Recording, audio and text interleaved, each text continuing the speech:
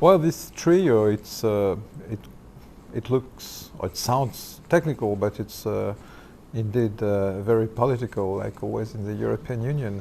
It means we have three countries, each of them will have 6 months the presidency, one after the other.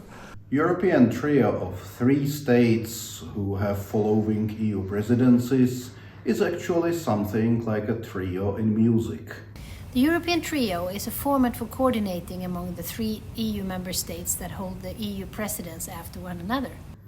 Three entities plays the same music together, and still each one of them is heard individually and simultaneously at the same time. And we have a common program which ensures a certain continuity and a good cooperation to support the EU institutions and to have a smooth transition between two presidencies. And by agreeing on an 18-month program and closely coordinating, we strive to find common solutions to challenges and tasks ahead. And Sweden, we greatly appreciate the cooperation through the trio and the continuity and coherence that it provides over time. We also very much look forward to when Sweden takes over the presidency in January of next year. So trio, European trio, look at it just like the music. Three playing the same because it achieves the bigger effectivity of each one of the instrumentalists.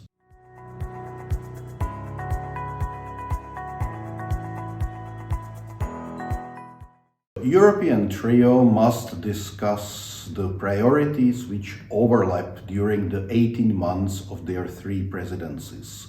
Most of the European subjects are not to be solved in duration of the 6 months.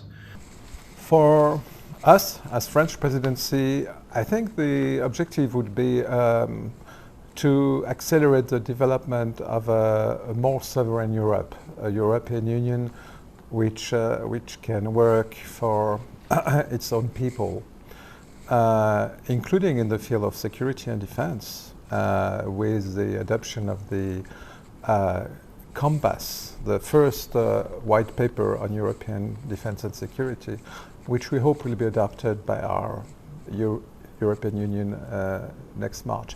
And together with that, the fact that we work alongside with the US, because to have a stronger Europe, a more sovereign Europe, is good for the US, because for the US it's good to have a stronger ally among the European democracies. For Sweden, there are really three top priorities. The first one is to make sure that our common values, including the rule of law, are respected within the Union. The second one is the work on building a climate-neutral green Europe. And the third one, promoting Europe in the world, making sure that we play a role in dealing with global challenges. So if we want to be effective, we must know who and how will follow the topic we or the other party started. So it means that we have the plan together and we have the way how to execute that plan, because we all want to be, first of all, realistic. What is beautiful, the beauty of the European Union is its diversity in its unity. By the way, it is a motto of the European Union. We are united in our diversity. And it is the case of our three countries. Each of us has its own priorities, but we agree on the essential. And each presidency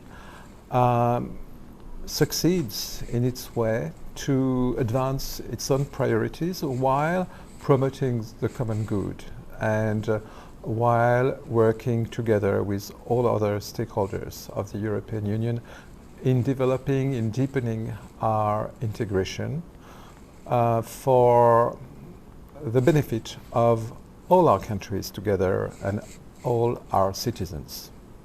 Coherence is ensured through close and trustful coordination at all levels.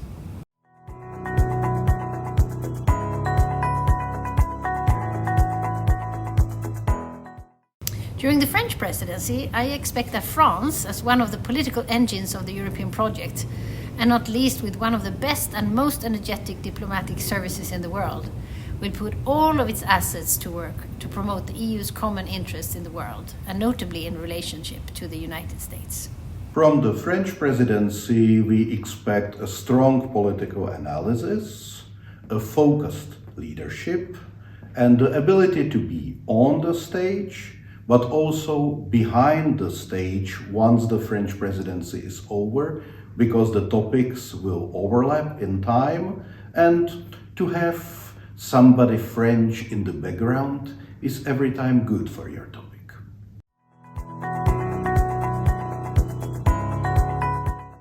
Well, we will know that we achieved unity of the European Troika here in the United States if our American friends after 18 months will not even notice that actually they were 3 separate states playing the same music. For me, what best symbolizes the European Union and its unity here in the US would be the incredibly close and trustful relationship that I have with my European ambassador colleagues here in DC. We are constantly in touch and exchange information, which allows us to act swiftly in standing up for European interests here in the US. But it also helps us understand this country and promote transatlantic cooperation better.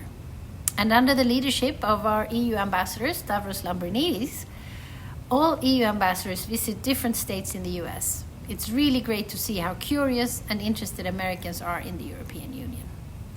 I would quote as a symbol the Statue of Liberty, not only because it was a present by the French people to the American people, not only because we have introduced to Washington the little sister of Lady Liberty last July, but also because the Statue of Liberty symbolizes the common core values of Europe and America, which means freedom and democracy, and also because the Statue of Liberty has welcomed so many immigrants from Europe into the United States. And for so many Americans with European origins, it means their personal story, but also it means the hope and the integration in this new extraordinary country and society. Maybe I would mention another symbol because it will be a very strong accent under our presidency here in Washington, local presidency.